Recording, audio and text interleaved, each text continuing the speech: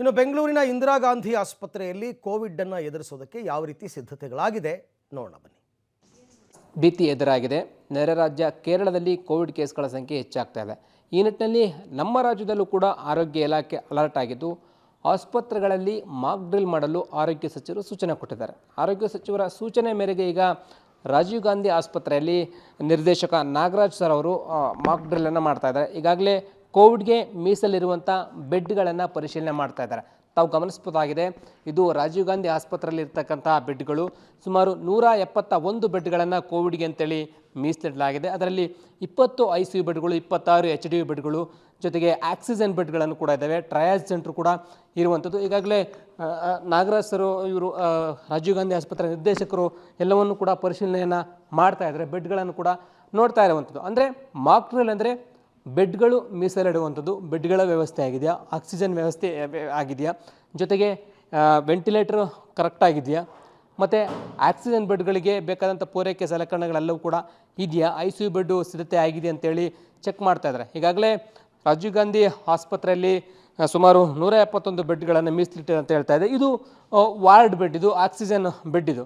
ತದನಂತರ ಒಳಭಾಗಕ್ಕೆ ಹೋದರೆ ICU ಬೆಡ್ಗಳು ಕೂಡ ಸಿಗುತ್ತೆ. ಇಲ್ಲಿ ಸಿಬ್ಬಂದಿ ಮಾನಿಟ್ರ್ ಮಾಡ್ತಕ್ಕಂಥದ್ದು ಆಕ್ಸಿಜನ್, ಕೋವಿಡ್ಗೆ ಮೀಸಲಿರ್ತಕ್ಕಂಥ ಬೆಡ್ಗಳಿಗೆ ಬೇಕಾದಂಥ ಮೆಡಿಸಿನನ್ನು ಇಲ್ಲಿಂದ ಮಾನಿಟ್ರ್ ಮಾಡ್ತಾರೆ. ಇದು ಎಲ್ಲ ರೀತಿಯಾದಂಥ ಸಿದ್ಧತೆಯನ್ನು ಕೂಡ ಈಗಾಗಲೇ ಮಾಡಿಕೊಳ್ಳಲಾಗಿರುವಂಥದ್ದು. ಇದೊಂದು ಕಡೆ ವಾರ್ಡ್ ಆದರೆ ಮತ್ತೊಂದು ಕಡೆ ICU ವಾರ್ಡನ್ನು ಕೂಡ ಸಿದ್ಧತೆ ಮಾಡಲಾಗಿದೆ. ICU ಹೇಗಿದೆ ಅಂತೇಳಿ ತೋರಿಸುವಂಥ ಪ್ರಯತ್ನವನ್ನು ಕೂಡ ನಾನು ಮಾಡ್ತೇನೆ. ICU ಹೇಗಿದೆ ಅಂತಲೂ ಕೂಡ ತೋರಿಸ್ತೇನೆ. ಈಗಾಗಲೇ ವಾರ್ಡ್ ಮಟ್ಟದಲ್ಲಿ ಅಂದರೆ ಬೆಡ್ ವೈಸು ಬೇಕಾದಂಥ ಎಲ್ಲ ರೀತಿಯ ಸಲಕರಣೆಗಳು ಕೂಡ ಸಿದ್ಧತೆಯನ್ನು ಮಾಡಿಕೊಂಡಿದ್ದಾರೆ. ಇದಿಷ್ಟು ಒಂದು ಕಡೆ ವಾರ್ಡ್ ಆದರೆ ಮತ್ತೊಂದು ಕಡೆ ICU ಬೆಡ್. ಈಗಾಗಲೇ ರಾಜೀವ್ ಗಾಂಧಿ ಹೃದಯರೋಗಗಳ ಆಸ್ಪತ್ರೆಯಲ್ಲಿ ಬೇಕಾದಂಥ ಸಿದ್ಧತೆಯನ್ನು ಕೂಡ ಮಾಡಿಕೊಳ್ಳಲಾಗಿದೆ. ಇದು ICU ಬೆಡ್. ತಾವು ಗಮನಿಸ್ತಾ ಹೋಗ್ತಾ ಇದ್ದಾರೆ. ICU ವಾರ್ಡ್, ಇಲ್ಲಿ ಕೋವಿಡ್ ಪೇಷಂಟ್ಗಳನ್ನು ICUಗೆ ಶಿಫ್ಟ್ ಮಾಡಬೇಕು ಅಂತಂದರೆ ಎಲ್ಲಿಗೆ ಮಾಡ್ತಾರೆ, ಮೊದಲು ಇಲ್ಲಿ ಸಿಬ್ಬಂದಿ ಇರ್ತಾರೆ, ಸಿಬ್ಬಂದಿ ರಿಜಿಸ್ಟ್ರೇಷನನ್ನು ಮಾಡ್ಕೊಳ್ತಾರೆ. ಪೇಷಂಟ್ ಯಾರು ಏನು ಅನ್ನೋದನ್ನು ಕೂಡ ಗಮನಿಸ್ತಾ ಹೋಗ್ತಿದ್ದಾರೆ. ಇದೆಲ್ಲವೂ ಕೂಡ ICU ಒಳಗಡೆಗೆ ತಾವು ಗಮನಿಸ್ತಾ ಹೋಗ್ತಾ ಇದ್ದಾರೆ. ಇದು ICU ಬೆಡ್ಗಳು. ಈಗಾಗಲೇ 20 ICU ಬೆಡ್ಗಳನ್ನು ಕೋವಿಡ್ ಪೇಷಂಟ್ಗಳಿಗೆ ಅಂತೇಳಿ ಮೀಸಲಿಡಲಾಗಿದೆ. ಸ್ಯಾರಿ ಕೇಸ್ಗಳು ಮಾತ್ರ ಇಲ್ಲಿ ಇರುವಂಥದ್ದು ನಮಗೆ ಕಂಡು ಬರ್ತಾ ಇದೆ. ಆಸ್ಪತ್ರೆಯ ನಿರ್ದೇಶಕರಿದ್ರೆ ಅವ್ರನ್ನ ಮಾತಾಡ್ತೀನಿ. ಸರ್ ನಮಸ್ತೆ. ಸರ್ ನಮಸ್ಕಾರ. ಮಾಕ್ ಡ್ರಿಲ್ ಯಾವ ರೀತಿ ಆಗಿದೆ ಏನು ಸರ್? ಈಗಾಗಲೇ ಸರ್ಕಾರ ಸೂಚನೆ ಮೇರೆಗೆ 2 ದಿವಸಗಳ ಹಿಂದೆ ನಮಗೆ ಸೂಚನೆ ನೀಡುತ್ತೆ ಎಲ್ಲ ಆಸ್ಪತ್ರೆಗಳು ಸಹ. ಈಗ ಕೇರಳದ ಪಕ್ಕದ ರಾಜ್ಯದಲ್ಲಿ ಈಗ JN1 ಏನು ಉಪತಳಿ ಅಂತ ಹೇಳ್ತಾ ಇದೆಯಲ್ಲ, ಅದನ್ನು ತೀವ್ರತೆ ಜಾಸ್ತಿ ಆದ ಸಂದರ್ಭದಲ್ಲಿ ಮಾನ್ಯ ಸಚಿವರು ಎಲ್ಲ ಆಸ್ಪತ್ರೆಗಳಿಗೆ ಮಾಕ್ ಡ್ರಿಲ್ ಮಾಡಿಕೊಂಡು ರೆಡಿಯಾಗಿದೆ ಅಂತ ಹೇಳಿದ್ದಾರೆ. ಅದರ ಮೇರೆಗೆ ನಾವು ಸಹ ನಮ್ಮ ಆಸ್ಪತ್ರೆ ಸಹ ಬೆಳಗ್ಗೆಯಿಂದ ಸಹ ನಾವೆಲ್ಲ ನೋಡ್ತಾ ಇದ್ದೇವೆ. ಅದರಲ್ಲಿ ಮಾಕ್ ಡ್ರಿಲ್ ಏನಂದರೆ ಎಷ್ಟು ಆಕ್ಸಿಜನೇಟ್ ಬೆಡ್ಸ್ ಇದ್ದಾವೆ, N90 ಮಾಸ್ಕ್ ಎಷ್ಟಿದ್ದಾವೆ, ಅಥವಾ PP ಕಿಟ್ ಎಷ್ಟಿದ್ದಾವೆ, ಅಥವಾ ಡ್ರಗ್ಸ್ ಎಷ್ಟಿದ್ದಾವೆ, ಎಲ್ಲೂ ಆಕ್ಸಿಜನ್ ಬೆಡ್ಸ್ ಇದ್ದಾವೆ, ವೆಂಟಿಲೇಟರ್ಸ್ ಇದ್ದಾವೆ, ಅಥವಾ HFNCಗಳಿದ್ದಾವೆ, ಅಥವಾ ನಾನ್ ಯೂಸ್ ವೆಂಟಿಲೇಟರ್ ಅಂತ ನೋಡೋಕ್ಕೆ ಎಲ್ಲ ನಾವು ತಯಾರು ಮಾಡ್ಕೊಂಡಿದ್ದೇವೆ. ಈಗ ಎಷ್ಟು ಬೆಡ್ ಮೀಸಲಿಟ್ಟಿದ್ದೀರಾ, ಜೊತೆಗೆ PP ಕಿಟ್ ಎಷ್ಟಿದೆ, ಮಾಸ್ಕ್ ಎಷ್ಟಿದೆ, ಎಲ್ಲ ಕಿಟ್ಗಳ ವ್ಯವಸ್ಥೆ ಎಷ್ಟೆಷ್ಟಿದೆ ಸರ್? ನಮ್ಮಲ್ಲಿ ಈಗಾಗಲೇ 171 ಬೆಡ್ಗಳನ್ನು ಮೀಸಲಿಟ್ಟಿದ್ದೇವೆ. ಎಲ್ಲ 171 ಬೆಡ್ಗಳು ಸಹ ಆಕ್ಸಿನೇಟೆಡ್ ಬೆಡ್ಸ್. ಈ ಒಂದು 171 ಬೆಡ್ಗಳಲ್ಲಿ ನಾವು 13 ಟ್ರಯಾಜ್ ಏರಿಯಾ ಅಂತ ಮಾಡ್ಕೊಂಡಿದ್ದೇವೆ. ಅದರಲ್ಲಿ ನಾವು ಪೇಷಂಟ್ನ ಡಿವೈಡ್ ಮಾಡ್ಕೊಬೋದು ಸೀರಿಯಸ್ನೆಸ್ಸಲ್ಲಿ. ಇನ್ನು 20 ಬೆಡ್ಗಳಲ್ಲಿ 10 ಬೆಡ್ ಕೋವಿಡ್ ಪಾಸಿಟಿವ್ ICU, ಇನ್ನು 10 ಬೆಡ್ಗಳು ಸ್ಯಾರಿಯಸ್ ಅಂತ ನಾವು ಮೀಸಲಿಟ್ಟಿದ್ದೇವೆ. ಹಾಗೆ 26 ಬೆಡ್ಗಳನ್ನು ಐ ಡಿಪೆಂಡೆನ್ಸಿ ವಾರ್ಡ್ ಅಂತ ಹೇಳ್ತೀವಿ. ಅದರಲ್ಲಿ ಐ ಡಿಪೆಂಡೆನ್ಸಿ ಏನಂದರೆ ಅದರಲ್ಲಿ ಐ ಫ್ಲೋ ಆಕ್ಸಿಜನ್ ಇರ್ತವೆ, ಹಾಗೆ ನಾನ್ ಇನ್ವೇಸಿವ್ ವೆಂಟಿಲೇಟರ್ ಅಂತ ಇರ್ತವೆ. ಅದಾದ ಮಟ್ಟಿಗೆ ತೀಕ್ಷ್ಣತೆ ಆದಮೇಲೆ ನಾವು ICU ಶಿಫ್ಟ್ ಮಾಡ್ತೀವಿ.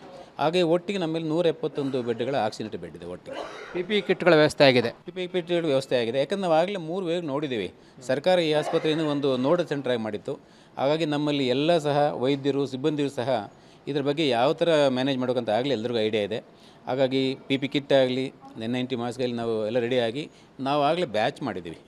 ಕೋವಿಡ್ಗೆ ಬೆಡ್ಗಳೆಲ್ಲ ಮೀಸಲಾಗಿದೆ, ಎಲ್ಲ ಮೀಸಲಾಗಿದೆ. ಎಲ್ಲ ರೀತಿಯಿಂದ ನಾವು ಸನ್ನದ್ಧರಾಗಿದ್ದೇವೆ.